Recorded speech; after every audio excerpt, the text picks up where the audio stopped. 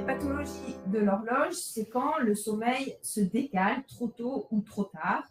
Et c'est quelque chose qui concerne énormément les adolescents, aggravé par l'utilisation des écrans le soir et qui sont à ne pas confondre avec le fait d'avoir du mal à s'endormir parce qu'on est anxieux. Ce n'est pas la même chose si le moment du sommeil, au moment de son sommeil, on n'arrive pas à s'endormir ou si on essaye de dormir à un moment où ce n'est pas notre corps n'est pas fait pour dormir. Donc le retard de phase, c'est le fait que notre moment de sommeil dans le corps, le mode nuit, se soit mis complètement en retard, en décalage horaire. L'avance de phase, ce qui concerne plutôt les personnes âgées, c'est quand le moment du sommeil commence très tôt et finit très tôt. Et donc, les gens peuvent s'endormir à 20h30 et du coup, forcément, à 3h du matin, ils ont terminé de dormir.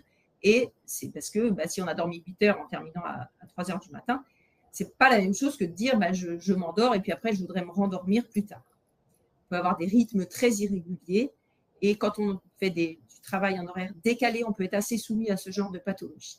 Mais là, c'est vraiment une affaire de spécialistes assez peu connus de la médecine générale et pour lequel il est important de consulter dans des centres du sommeil, et en particulier pour les adolescents, si le sommeil a comme ça ce décalage où on a du mal et qu'on peut constater pendant les vacances, où on adopte un rythme très différent de celui qu'on essaye d'avoir quand on est en période scolaire ou de travail.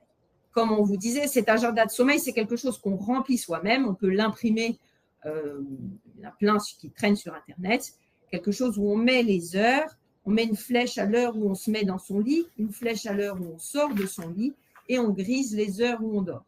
Donc ici, c'est quelqu'un qui, avec beaucoup de régularité, essaye de se coucher à 10h30, mais qui s'endort exceptionnellement avant 2h du matin. Il s'oblige à se lever pour aller à l'école ou au travail, mais dès que c'est le week-end, comme il ne dort jamais assez, ici il dort 3 heures, 4 heures, évidemment le week-end, il va dormir énormément, d'une part pour rattraper, mais aussi parce que le moment de son sommeil est complètement décalé et que pour lui, il est normal de dormir de 2-3 heures du matin jusqu'à 14 heures.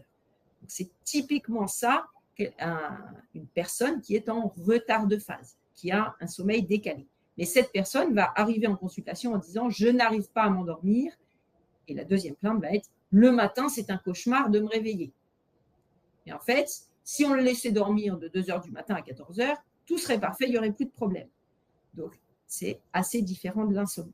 Pour ces pathologies de l'horloge biologique, de sommeil en décalage horaire, il est extrêmement important d'utiliser les phénomènes naturels de lumière, de sport et de rythme de vie, de sommeil, de repas, de lever très réguliers. Donc, en particulier les adolescents, mais pas que, ont besoin de beaucoup de lumière le matin, de faire du sport et d'avoir un rythme régulier facilement imposé par l'école, mais de poursuivre ce rythme régulier pendant les vacances. On peut après utiliser des traitements spécifiques de mélatonine et de chronothérapie qui sont vraiment affaires de spécialistes dans les centres du sommeil.